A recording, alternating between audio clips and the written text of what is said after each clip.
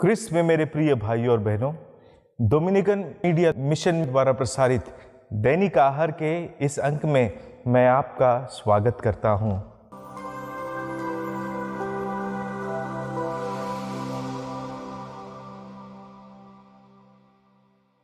फर्ज कीजिए, अगर हम किसी चीज़ को पाना चाहते हैं जो हमारे लिए अत्यंत ज़रूरी है या आवश्यक है, और वो चीज़ हमें ना मिले, किसी और को मिल जाए, तो हमें कितना दुख होता है। और वो और कोई अगर हमारा करीबी हो तो और अधिक दुख होता है। ये हमारे जीवन की सच्चाई है।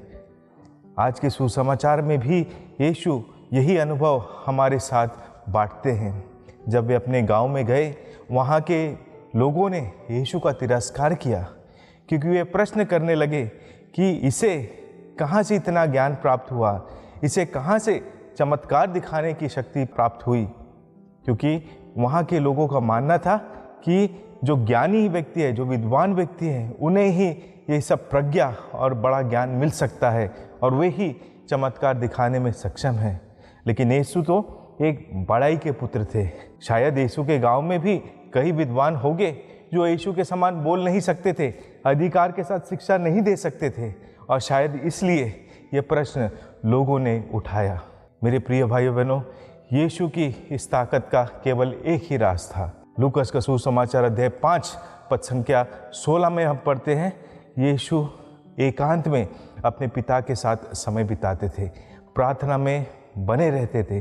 कोई भी कार्य करने के पहले वे प्रार्थना करते थे, जिससे उन्हें बल और ताकत मिले। और यही उनकी शक्ति का, उनके ज्ञान का ये राज था। और यही राज यीशु ने अपने शिष्यों को भी बताया कि जब भी तुम कोई भी कार्य करो, प्रार्थना में सबसे पहले अपने आप को समर्पित करो। और इसी से प्रेरित होकर शिष्य भी यीशु से मांगते हैं कि हमें भी प्रार्थना करना सिखाइए, कि कैसे हम पिता के साथ जुड़े, कैसे उसकी शक्ति और ताकत अपने जीवन में अनुभव करें। लेकिन शिष्य तो कमज़ोर थे, कई सारे बार वे भी गिर गए।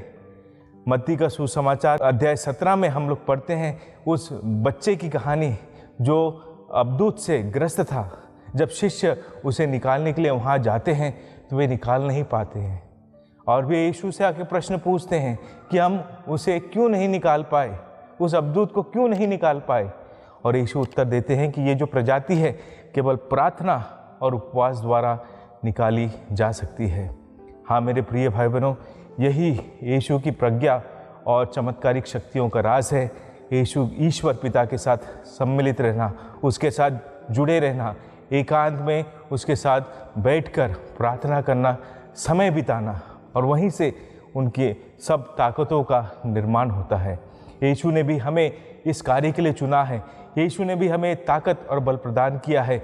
यीशु ने भी हमें ये रास्ता दिखाया है कि हम प्रभु पिता के पास में एकांत में विश्राम में प्रार्थना करें और उससे बल और शक्ति प्राप्त करें।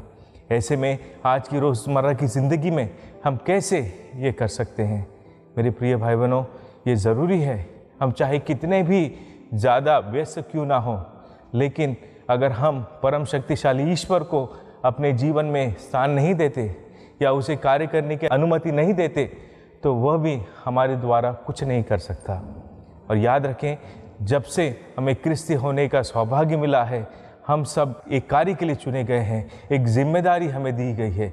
इसलिए कोई भी कार्य हमारे लिए असंभव नहीं होगा अगर हम ईश्वर के साथ जुड़े रहें। और यही सेंट फ्रांसिस असीसी भी अपने एक वचन में कहते हैं कि पहले आवश्यक चीज़ों से कार्य करने की शुरुआत करो, और आवश्यक चीज़ों के बाद में वो चीज़ें करने की शुरुआत करो जो संभव है। और अचानक आप देखोगे कि आप असंभव चीज़ें करने लगे हो। और यही शिष्यों का भी अनुभव था, और यही यीशु भी हम सबों को सिखाते हैं कि अगर हम पूर्ण रूप से ईश्वर को अपने आप को समर्पित करेंगे, उसे हमारे जीवन में कार्य करने देंगे, तो हम भी महान चिन्ह और चमत्कार दिखा सकेंगे जैसे शिष्य दिखा सकते थे। और यही हमारे सबके जीवन का उद्देश्य है। तो आइए हम प्रभु के सानिध्य में जाएं, प्रभु को अपने जीवन में प्रथम स्थान दें, उसके साथ प्रार्थना में समय बिताएं और उससे बल और कृपा पाकर उसके कार्यों को पूर्ण करें। आमीन।